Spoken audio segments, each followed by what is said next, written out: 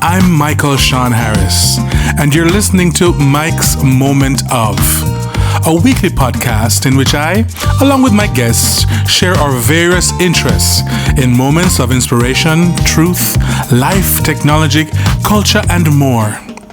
I hope you're entertained and informed, and that you feel inspired to join me again and again in my moments of.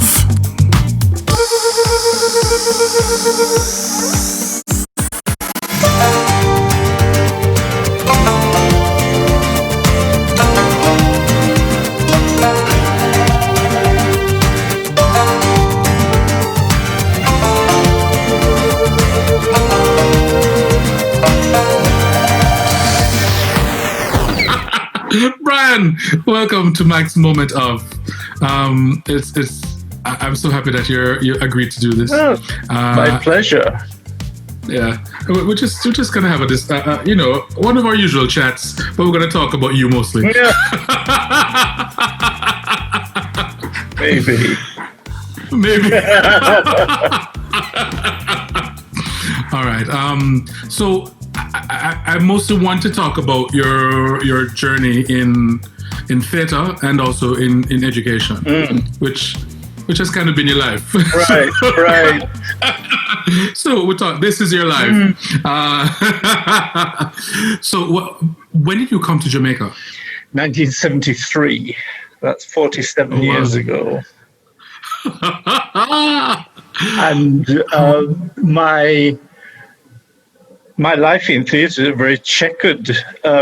a very checkered history, because I actually came to Jamaica as a teacher of economics and history. That was what I was recruited to do. And once I got here, I mean, the thing is, I'd always been interested in theatre, but never really had the opportunity. I mean, when I was in high school, I lived about 17 miles away from the school, so I had to get on the bus quickly at the end of the day, and so never had much opportunity to do those after school activities. And I was very much at university. I was very much a consumer. You know, I went to the theatre and I went to the movies, and I soaked up everything, performance. I remember vividly the first night I went to Leeds, which is where my first university experience was. I went to a concert by the Oscar Peterson Trio. I mean, and it was just amazing, that your life was being opened up, to, these great experiences. So when I came to Jamaica, very strange. The first piece of theatre I did was Schools Out by Trevor Rohn, and it had been running for about 6 months, and Bob Carr was in it as the expatriate teacher, and he was busy with his professional life and things like that, and so had to drop out. And he said it'll just be for about the last 6 weeks of the run. It was at the Barn Theatre. And so I started at the top. I went into this ready-made production directed by, Yvonne Brewster and, written by Trevor Rohn at the historic barn. And the show ran for another 6 months. It ran for over a year. And then, of course, I did the touring with them to Montego Bay and different places like that. And that was my introduction to theatre in Jamaica as an actor. And how soon after you had arrived in Jamaica was that? That was the following year. That was 74. Yeah. So it didn't take me long. Yeah, so I mean, 1 year and then you're already Jamaican. That's right. It was amazing. Yeah. Right. Okay. Wow. Okay. So after that, I mean, what did you make of that experience? Because this was your first, because Well, you weren't really doing theatre it was before. terrifying, because I think I dried on opening night, and vowed never to let that happen again, and people were, I think Yvonne and Trevor thought it was a very shaky start, but once I got into it, I was fine. And it's always difficult joining, a production that's been running, because everybody is so seasoned and everything, and you're just coming in fresh, so it's difficult because you're picking up the cues and the rhythm from everybody else who they've been doing this like clockwork, and you're trying. Right. It's a bit like skipping, and you have to know when to jump in, and sometimes you mistime it. So it was fine. The other career with the economics and stuff. Where were you posted? I was at Campion College. I was there for a couple of years, and then I think I renewed for a year, and then went to Holy Childhood High School for a term, and then I went back to Campion. And then it's all been these strange occurrences, and I got together with Bob Carr and Natalie Thompson, and Natalie's family adopted me,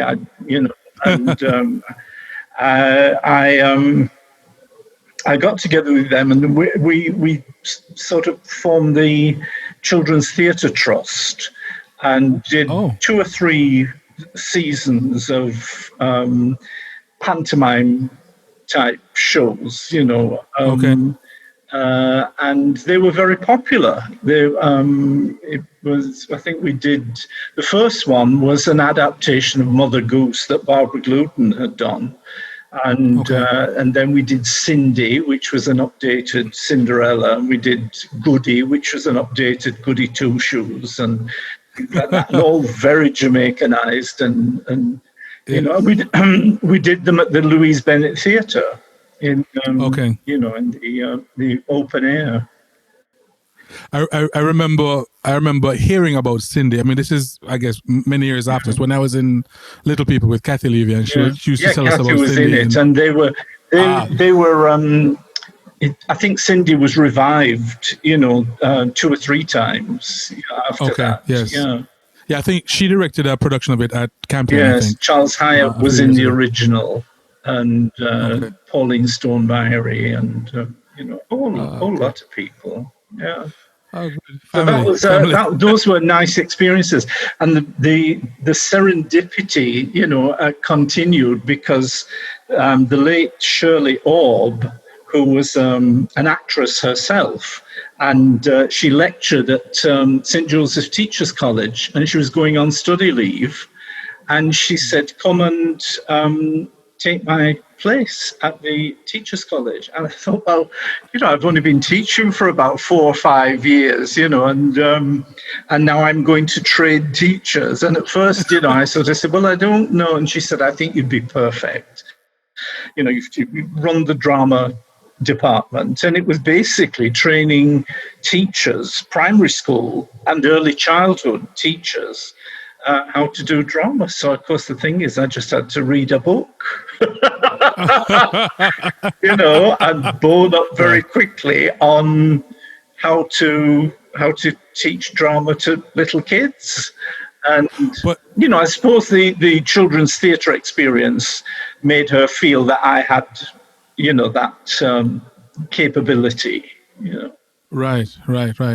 But the books you were reading, though, I mean, they wouldn't necessarily have had come from a Caribbean perspective. No, not at all. They were,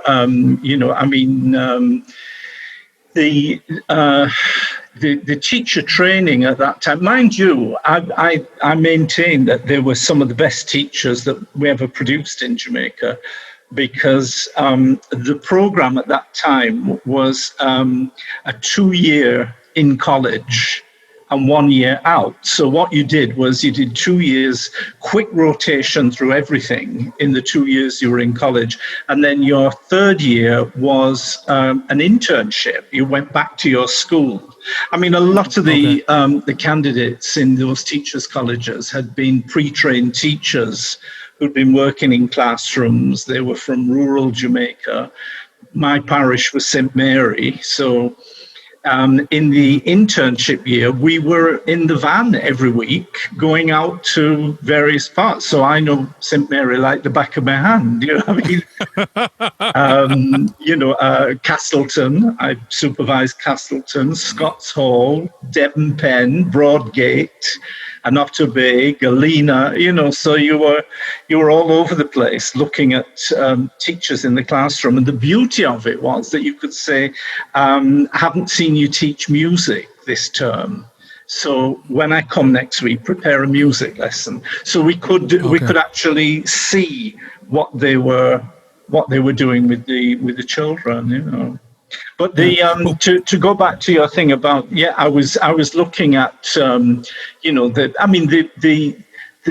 it was Britain that was sort of producing drama in education literature. So I was looking at Brian Way and Peter Slade and some of those early pioneers. But of course the thing is that you had to make it relevant to Jamaica. So I did a lot in the lectures and the workshops and the sessions that I did with them to sort of focus on Jamaican experiences. Right, but with all of this discovery, I guess, of the island, discovery of the country, of the culture, when did you realize you were actually kind of soaking up like a sponge? I mean, all these different aspects of the culture, some very unique things that would eventually inform how you make these things relevant to the Jamaican context. Well, I think it was at the point when Sister Charlotte O'Brien was the principal. She was, a sister in the Allegheny Franciscans, who ran and still run St. Joseph's, as far as I know. And she hauled me in. I mean, after the first year, Shirley came back. And she said, I hear you're doing a great job, so stay, and I will go and teach children's literature. And I said, fine. And so I continued. And then Sister Charlotte called me into her office one day and she said, why don't you take Jamaican citizenship? And I thought this was amazing, from a sister who, she was an American, and she said, well, you can have dual citizenship, I can't. But she said, you could easily apply for Jamaican citizenship. And I said, yes. And she said, well, then you could get your study leave and you could go and, do a year somewhere and retrain if you wanted to. Which I mean, to this day is unbelievable that she was thinking that far ahead. And so it was a result of that.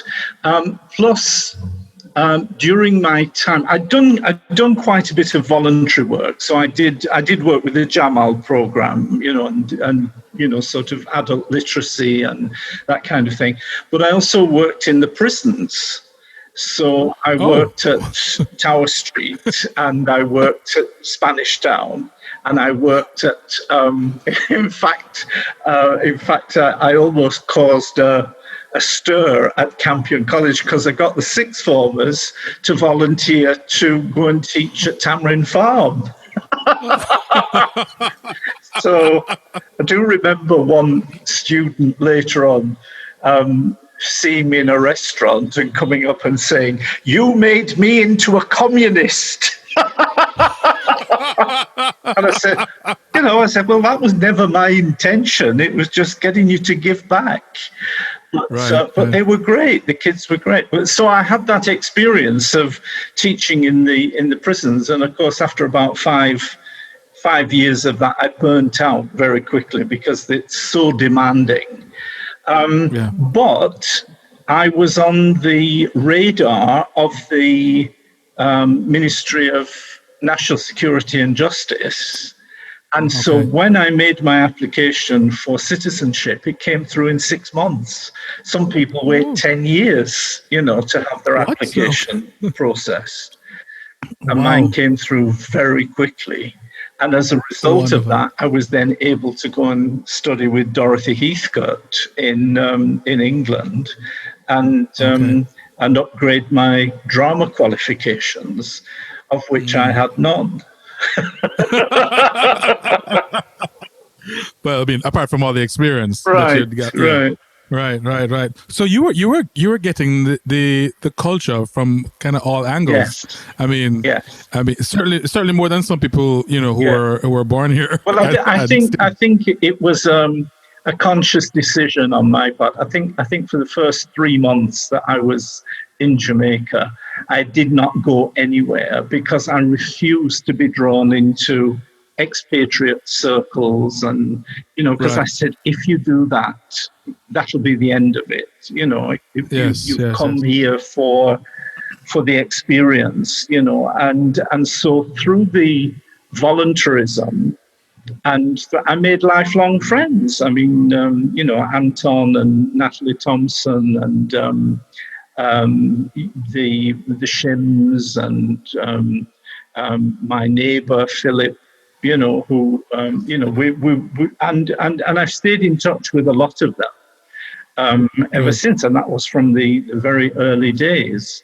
But it meant that once you made that connection, you were then integrated into other situations and invited to participate. Right. When did your involvement with kid stuff come on? That was much later. That was probably in the in the 80s. In the 80s, I got involved with kid stuff. But it's interesting because you sort of you kind of like made connections here and there. Olive Lewin taught in the prisons. So I made a connection there, which again I reconnected later on because I actually worked closely with Olive, later on, and and then kid stuff was a different thing because that was basically new to me, and it wasn't Jamaican, but it became Jamaicanized, because we did all sorts of things. I mean, apart from the clown shows and the puppet shows and that kind of thing, which were a real.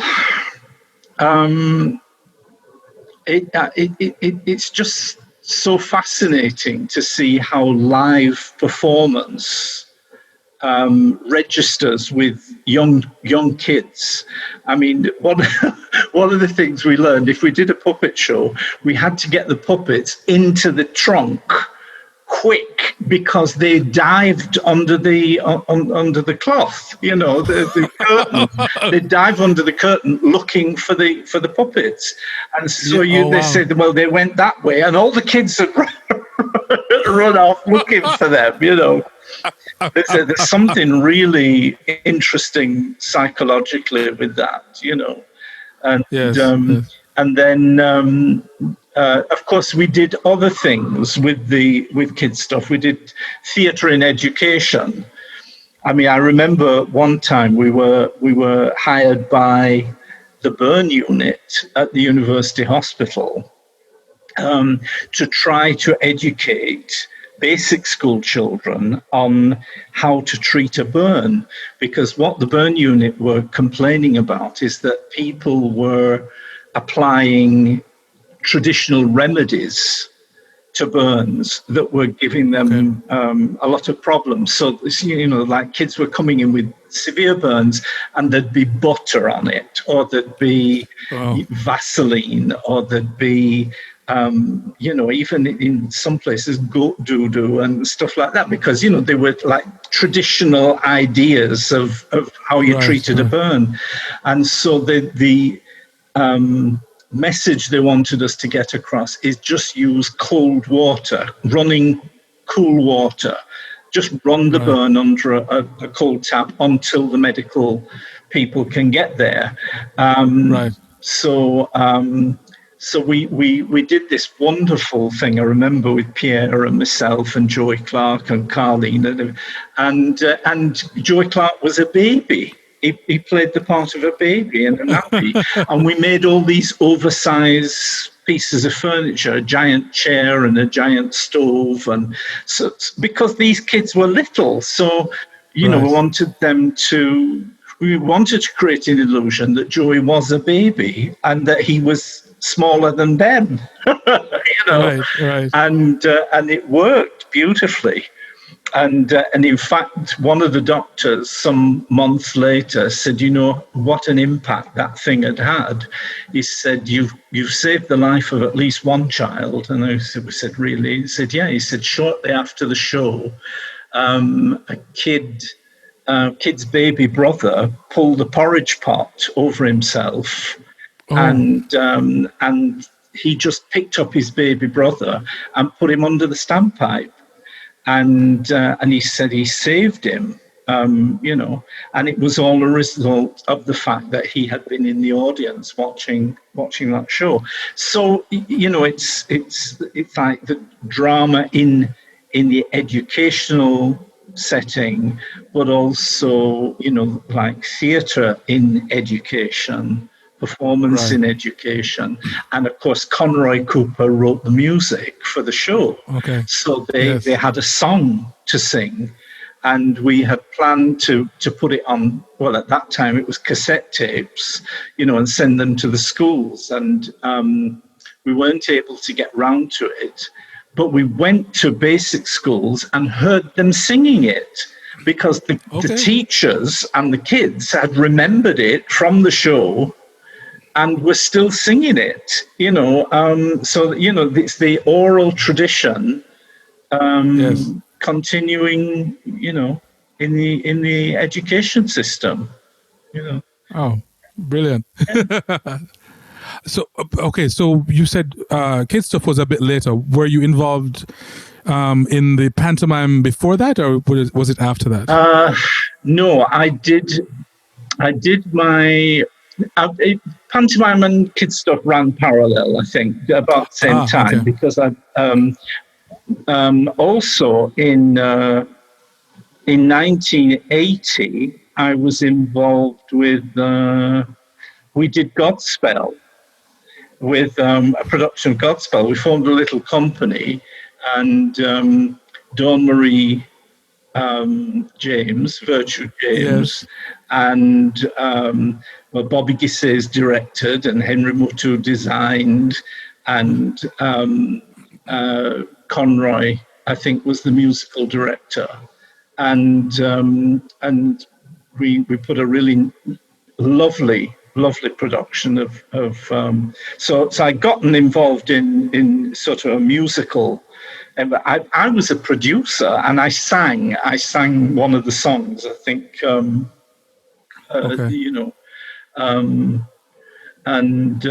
it was like one of the offstage songs while something was happening on stage, Right. Okay. And then in it was 81, 82, I was invited to be in The Pirate Princess for LTM, and that was my first outing as a musical performer, because I had to sing in that. And again, and who was in that with you? Sorry? Who was in that with you? Who was in that? Oliver Samuels, Leonie Forbes, and we had all kinds of people. I mean, again, it was Henry Motu design, Bobby Gisse's directing, Conroy Cooper doing the music, which was a brilliant score. And it was such a popular pantomime. I think it was the first one to break the 100 performance barrier. And George Carter did this wonderful underwater scene, and that had a great impact on a lot of people. And so it was a big thing. And of course, it was at the Ward Theatre in those days. We were still performing at the Ward, and so that was a fantastic first experience. Jackie Guy did the choreography, so all these legendary names, it's wonderful. Indeed. So when did you make the step from acting in the pantomime to directing? Well, it 82 to 83, I was in England doing my drama course with Dorothy Heathcote. And when I came back, on that course, I'd met somebody who turned out to be my co-writer, Pamela Boyle. We've written books together and papers ever since. But Pamela at that time was working in the London borough of Newham, and the famous place there was the Theatre Royal Stratford East, which is where Joan Littlewood had her company.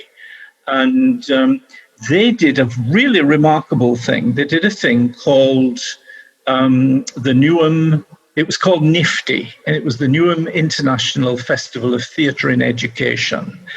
And it was unique because all of the performances took place in the borough schools in the London borough of Newham.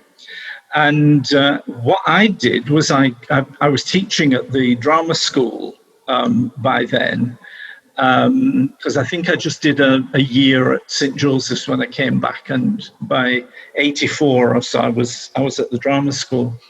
And so Pam invited me to bring a group from Jamaica, and I think we got some money from the British Council to help us to get there.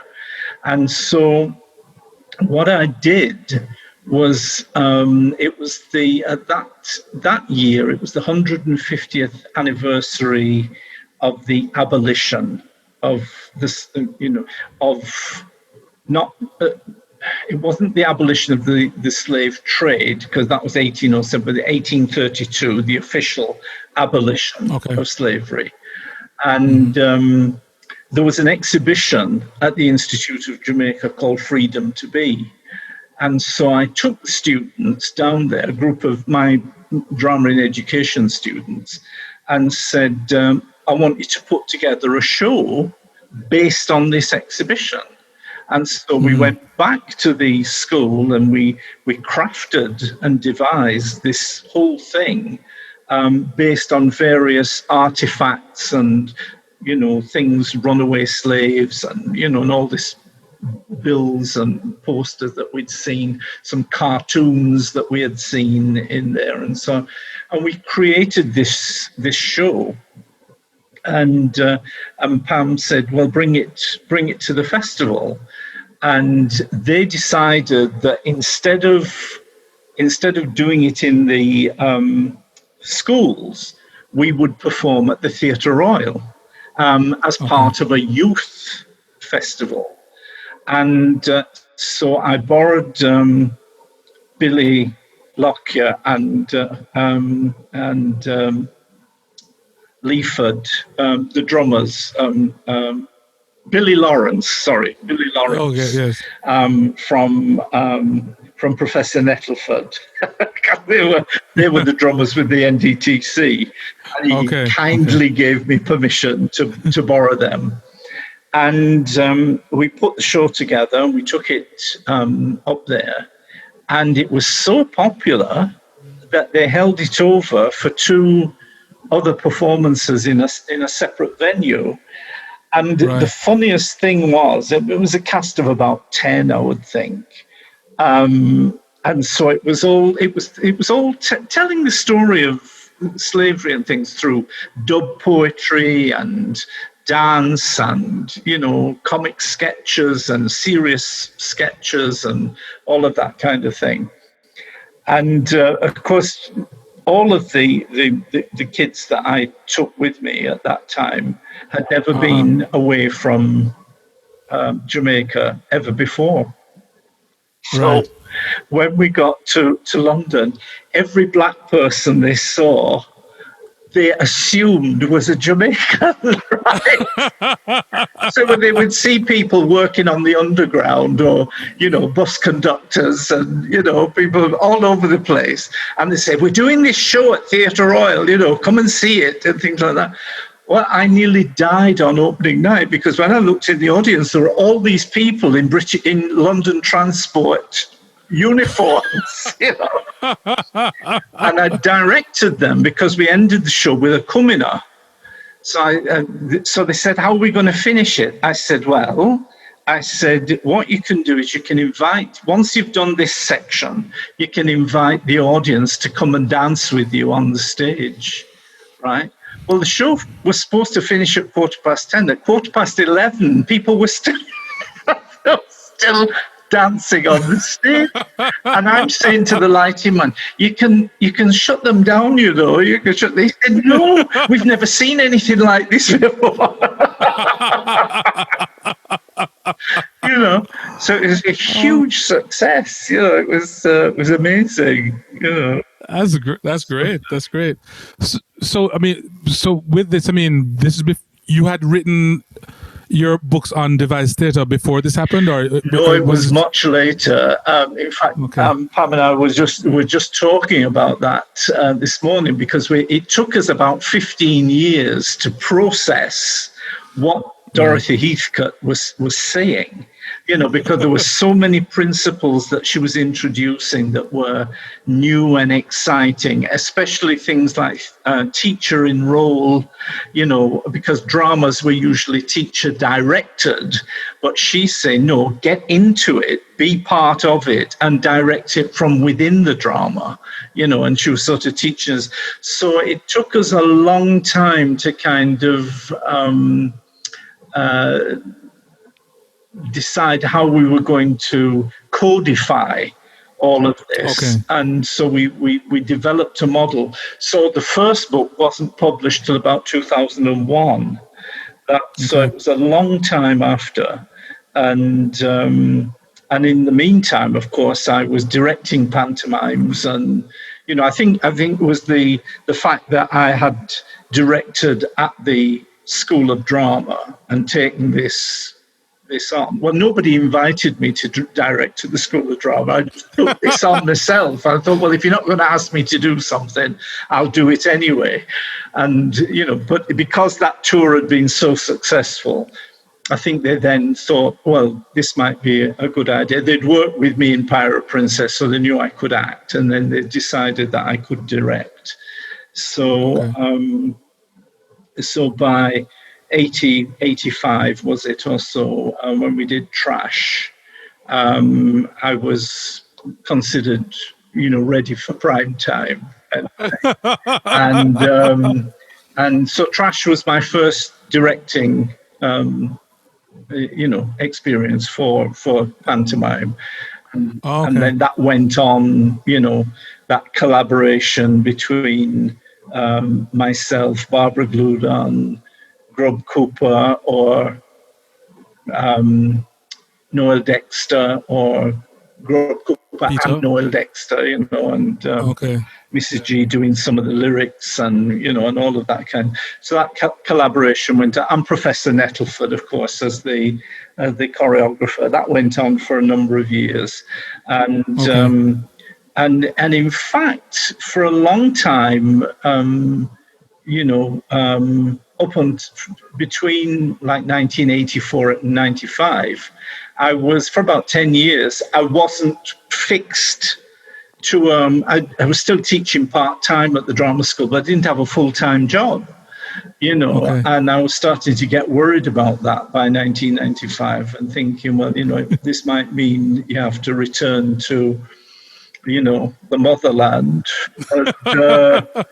And of course, that was when Professor Nettleford took me up to the Philip Sherlock Centre, and that's when the writing started in earnest, I think, because it now became part of your academic work, and they expected it. They expected you to publish books and papers, and not just and I think still people think that as artists, and especially performing artists, that you don't have a brain. I think Professor Nettleford expressed that, that people were surprised that he could write books and and be articulate for a dancer, and that kind of thing. Right. So. But we wanted, Pam and I wanted very much to explain to ourselves how it worked. How does this drama thing work in classrooms? And it's not just all get together and do me a skit. It can produce so much more. But I've had a very hard time in Jamaica convincing the educational establishment that is the case. They're still tuned into performance mode rather than learning through the art form. So well about the books and device theatre and in classroom, what are the names of the books? Where can they be found if someone they're all on Amazon. So Planning Process Drama, and we did a second edition of that in 2013, was it? No, 2017. 2017, we did a second. Wait a minute, I'm going crazy here. 2013, we did a second edition of Planning Process Drama, and that became Planning Process Drama, Enriching Teaching and Learning. So that's the full title of the second edition. And then we did a follow-up book in 2017 called Putting Process Drama into Practice, where we're actually saying we've done the planning part of it. Now this is what happens when you're actually thinking on your feet in the classroom, directing a session with kids.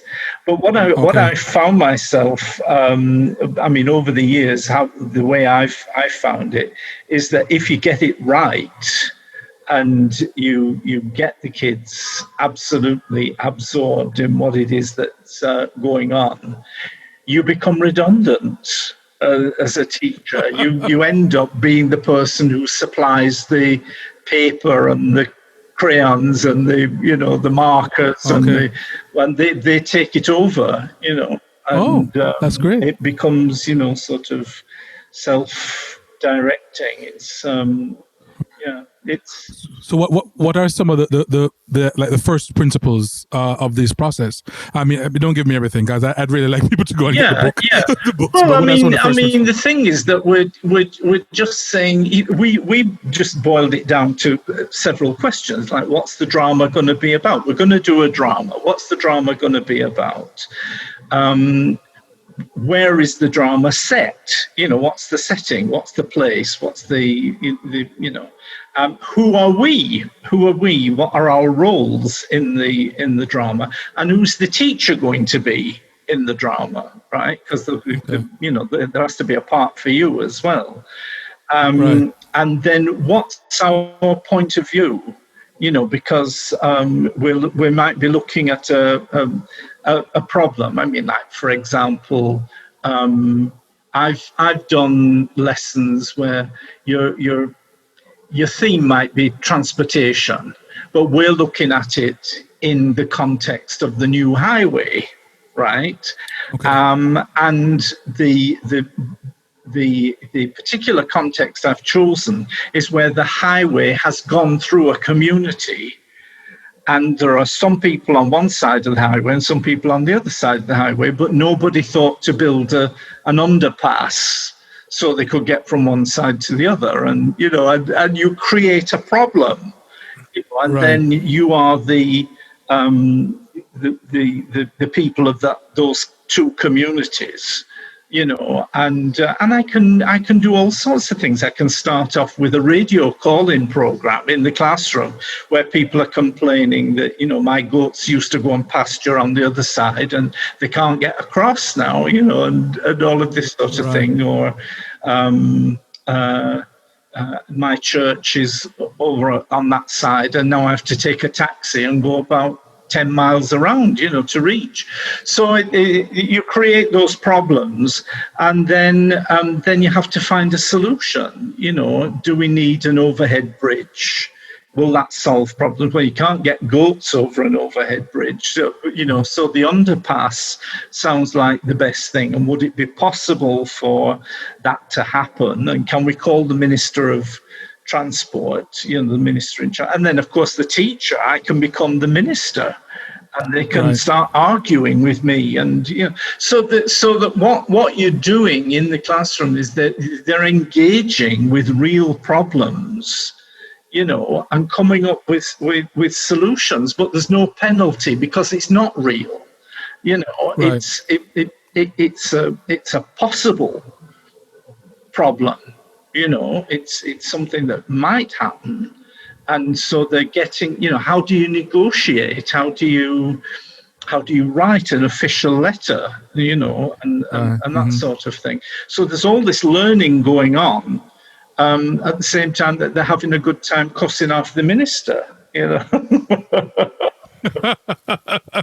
they're getting some venting going as well as some problem solving. Yes. Yeah. Okay, so you're now at Philip Sherlock, and I'm retired from there now. Well, no, I mean in our storyline. Yes, I am now. Yes, we are now in 1995. We are now in 1995. Right, so you're at Philip Sherlock, but in your time there, you've put this devised theatre thing into practice several times over. Yeah.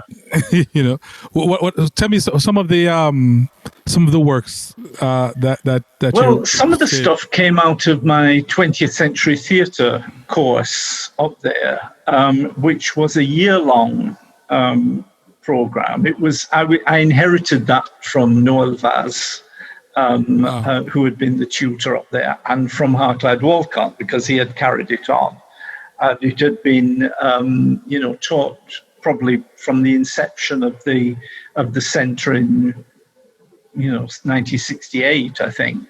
Okay.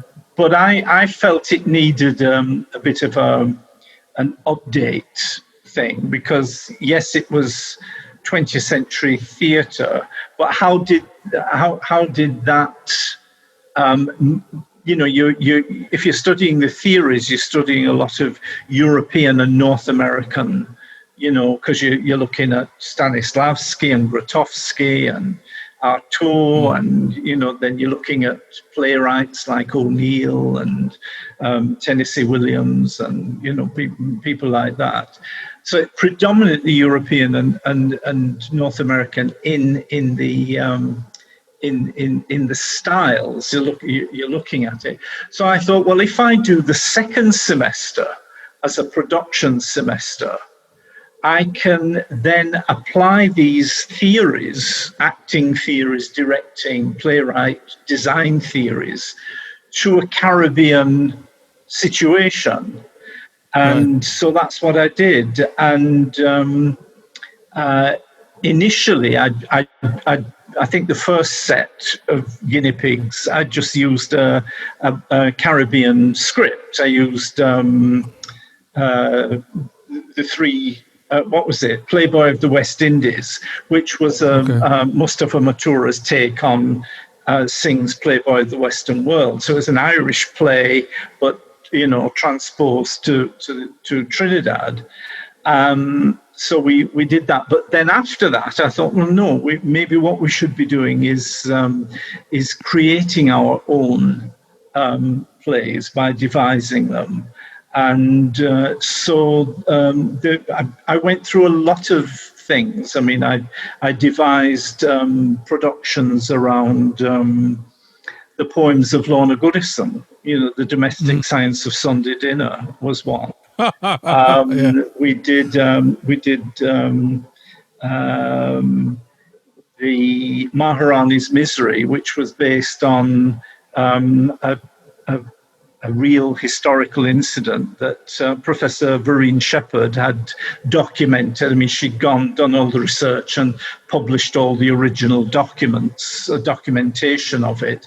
So we did that as a presentation. We did Catherine Mulgrave, which was you were in. So you got some of the, devising process, which was chaotic, but it all came together. It seems chaotic in the making of it, but gradually people begin to get it, and it falls into place. And I thought it was very important to tell these stories. And I've used literary things. I think we used Obsolete Geography by Michelle Cliff for one thing. So there have been several. I even used The Shopkeepers to do, which was about the Chinese in Jamaica. And we even devised a piece around that, which featured the mighty Vikings, and I think one of the guitarists in that band went to play with Jimi Hendrix in London, and that at the Marquee Club and things like that. So, we were showing that a lot of it's about breaking stereotypes as well, and sort of trying to open up people to the richness of the Jamaican and Caribbean experience, So, and since then I've seen people talking about the Chinese heritage in reggae, and that kind of thing, and I think it's important to do that, to keep interrogating the stories and breaking the stereotypes, because otherwise we're just skating on the surface. There's so many different stories still left to be told. Absolutely, yes, indeed. Okay, I wanted you to tell me this story. I remember you telling me this story about being on a film set. Yeah. And I think that wanted to film was it in a graveyard or was it by a cotton tree? It was the Mighty Quinn. It was the film set of the Mighty Quinn. And I was in the art department. I was hired. I think this was in my fallow period before I went to the Philip Sherlock Centre, and I was looking at work. And Paul Hamilton was with me. He was my partner in crime, and I still have a back injury that I got from lifting a wardrobe, I think, in that. But we were supposed to dress the sets and all the rest of it. Okay. And we were assistants to that. And there were two major incidents in that. There was one where there was a scene with an Obeah woman, and they built her hut right next to a big cotton tree. And so this guy comes to me from the I don't think it was the director, but it was maybe somebody important in the art department who sort of said, "Can your guys bush? Can you guys limb that cotton tree? Limb that cotton tree?" So I said, "No, I say you're mad. Limb what?" I said, "You cannot touch that cotton tree for love or money."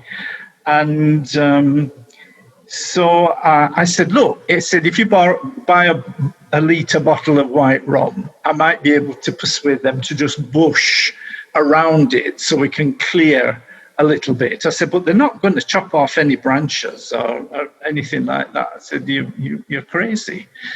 So, of course, he very grudgingly bought the white rum, or gave us the money to buy the white rum. And I heard him under his breath saying, the trouble with you is you've gone native.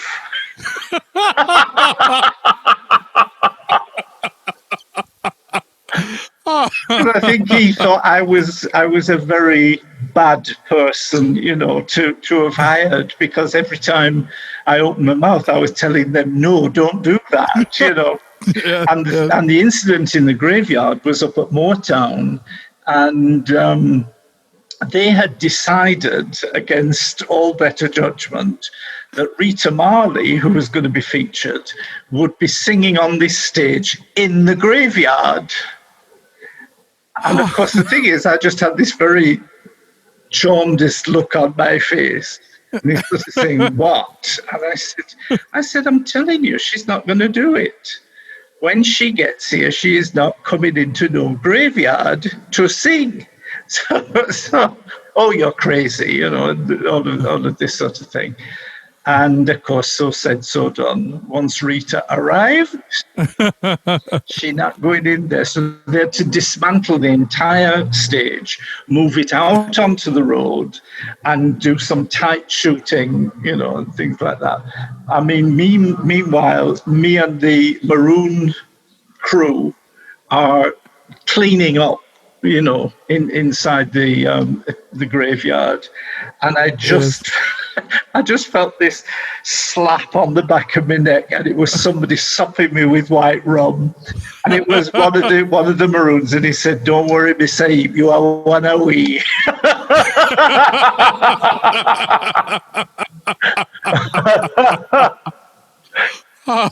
So, and then for another shot, I think they had to dismantle the stage and bring it back into the graveyard. I mean, it was just, it was crazy. It was a mess. I love these stories. Yeah, but I mean, it's just when people are culturally out of sync with the place, they think that they can go in and film. And I mean, just a simple thing like, we need some cotton boughs to dress this thing. Just go and chop off two coconut boughs off that tree. And I said, no, God, the tree belonged to a man over there. You have to go and ask his permission, right? And I'm not going to give you two. You might get one, right? But I mean, it's not like these things look like a wild landscape, but actually it's cultivated and it belongs to somebody, Yes. So it's just having that humility to understand, how things go, and listen when you're being advised by people who have local knowledge. Exactly. Okay. I want to talk about this idea that you had come up with a while back, 8x10. Oh yeah. And then what it had become, and I mean, we haven't had one in a while. Yeah. But I think I might have been in the first staging. Yes, you were in the first of the festival, I think, or one of the stagings. Yeah. What was that for Kingston on the Edge that you did the first one? It was, yeah. Kingston on the Edge asked us for an evening of theatre. And I said to them, what we could do is we could get some of the best pieces, because this Kingston on the Edge was in June, I think. And so I said, well, what I can do, the students will have finished their exams in May, but they won't have much time to rehearse anything. But what we could do is go back to some of the best things that we'd had in Tallowa, and the short pieces that we had in Tallowa. So I think the first year we that's what we did. We just put on a few pieces from Tallowa, and it was huge. I mean, the audience loved it, and the pieces that were done, they really appreciated them and things like that. So that's when I said to them, well, maybe what we should do is give it a name. And I think we'd done 7 or 8 pieces. So I said, we'll call it 8x10, and we'll just have 8 10-minute pieces. And then, Right. and then it went from that to, well, let's do 8 10-minute pieces, each done by a different director. So we'll commission a director, to direct a piece. And of course, the thing is that people began to find all sorts of interesting 10-minute pieces, and also began to write 10-minute pieces. People like Amber Shabans would write stuff, or Dahlia would write stuff, and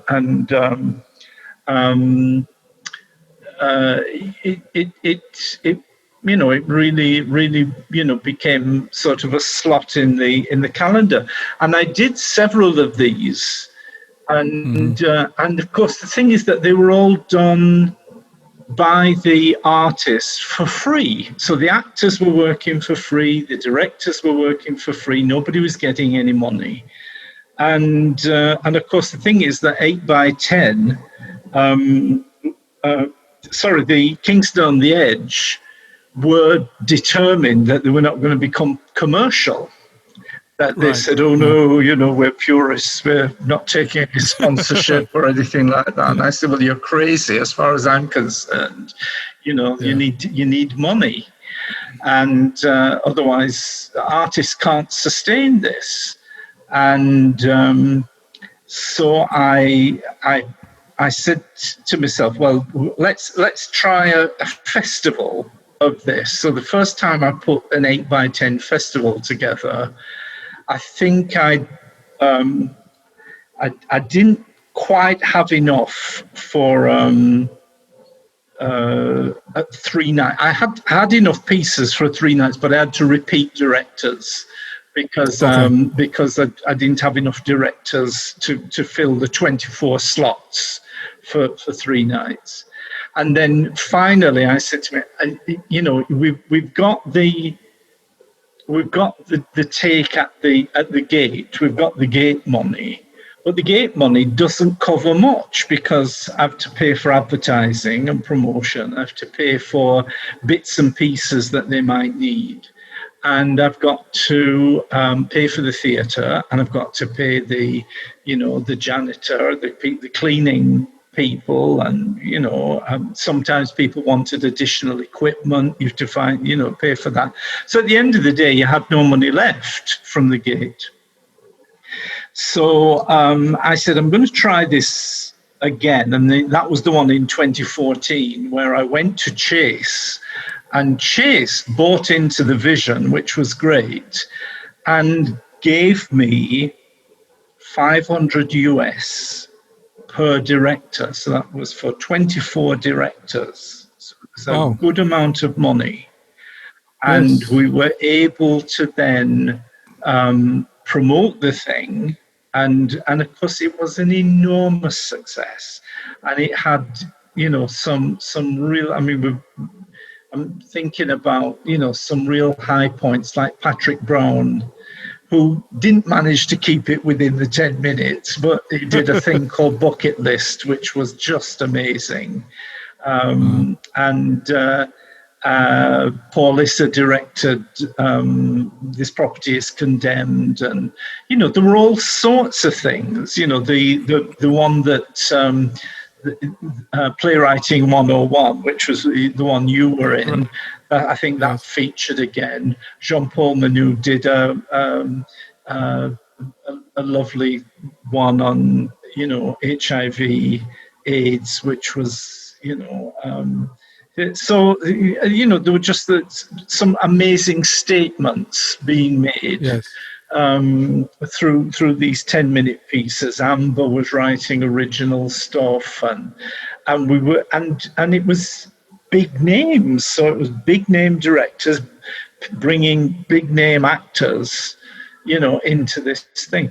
And unfortunately, I had planned this year to do 2020, which would have been 20-minute pieces. And I had planned to do it. And it, unfortunately, COVID has intervened, and we won't be able to do that again, and I'm disappointed, because I think again Chase were very keen to do that, because they actually contacted me and said, would it still be possible? And I said we'd probably have to record them, and that would be considerably more expensive, if we had to do that. And, it would be a whole different technical challenge.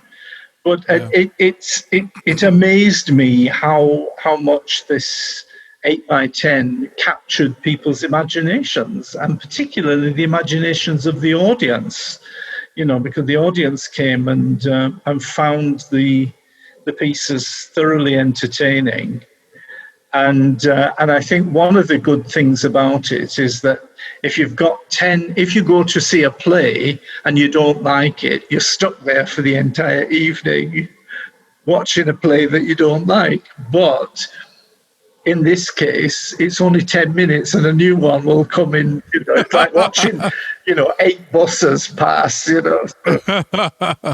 Great. Yeah, wonderful. I saw a lovely thing the other day where some people, I think it was in Germany, and they do a theatre festival, and the audience is on a train, and the train is passing through, and people are performing in fields and in their back gardens. They do all sorts of little things. So you're sitting on the train watching all these little incidents taking place from the train. So we might have to do 8x10 on a bus or something. I don't know. Or one of these Zoom performances. Yeah, we might have to, becoming so popular. Yeah, or we might have to perform on the highway, something maybe, We'll entertain people at different points on the highway as the as the Knutsford Express goes by.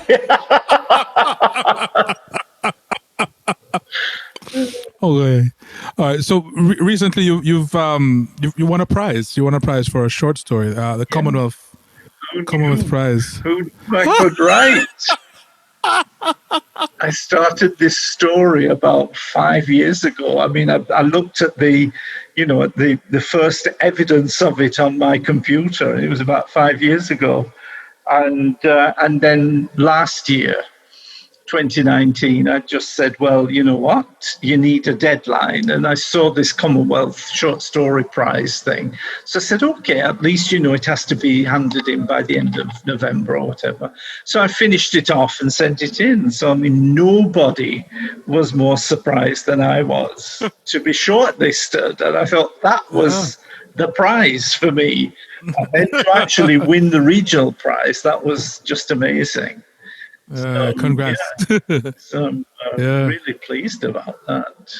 Yeah. Good. That means there's hope for me for the fragments of things that I've been writing and putting down. Somebody said to me, I didn't know you were a writer. And I said, yeah, but I've spent the last 40 years devising stories with little kids in classrooms and devising plays and things. What is that, if not writing? Of course you're writing. It's just that maybe she was surprised that I had the language capacity to actually articulate it. I don't know. But, as a theatre person, just like for a dance. Yeah. But anyway, I was chuffed, very happy. It's like Alan Bennett said, the good thing about literary competitions and experiences is that it comes with money. When you win anything in theatre, you just get a statue. Nobody gives you any money. So I'm quite impressed. But having said that, I think the theatre community generally are much nicer people. I find the literary world, it's a bit intimidating. I find people very competitive and very critical and very, So I find theatre people much more supportive, much more laid back, I can see that. I can see that. What is next for you? You kind of left your mark and continue to on a lot of writers, actors, directors, just creative people generally. What are you expecting? What am I expecting of you? Well, the thing is, I'm full of admiration for people because this situation that we're in is absolutely unprecedented. In our lifetime.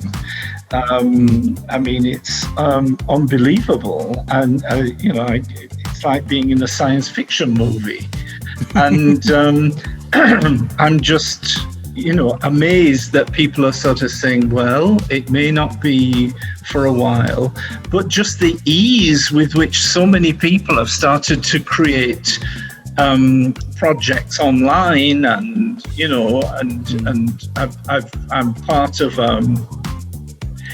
groups on social media where teachers are trying to work out how to do things online, and how to because teaching somebody to act online is like teaching them to swim.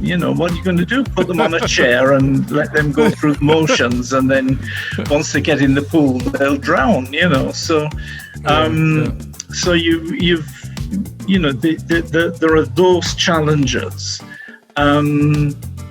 but again, I think I'm just seeing that people are not allowing their creative spirit to be extinguished at all, and they're finding. I had a long conversation with a former student the other night, and he's talking to me about, he's switching to online teaching, and then he's not only that, but he's now in a situation where the curriculum now is a center of interest, like integrated learning situations. So how does he approach that? And I think we were on the phone for about 2 hours, trying to work out how you sort of get these things going, and then there are new problems. Somebody else was saying that a teacher was trying to do a spelling test the other day, and the parents were switching off their cameras and helping the kids to get the right spelling, cheated in the spelling test, So there's new challenges, there's new opportunities, and I do hope that I'm encouraged now, having written and won something, so I say, well, I'm gonna write something else, I'm gonna write, just continue writing, and because it's something that I can manage, and it's something that I can work with in this kind of situation, and and how that I may end up doing writing for performance and not live to see the performance, because it may be years before something that you write could be done. So it may be that you're writing for another generation, True. It's caught all of us, on the back foot, I think, really. Indeed. Yeah. Well, Brian, thank you for taking a little time out of your Sunday afternoon. Thank you, and thank you for doing these podcasts, because they really, I've listened to a couple of them, and they're really valuable. Really, it's a nice way to document people and and ideas and things. So we really appreciate everything that you're doing. Thank you. All right, enjoy the rest of the day. You too, and thanks again. Right. Yeah, man. Bye-bye. Bye.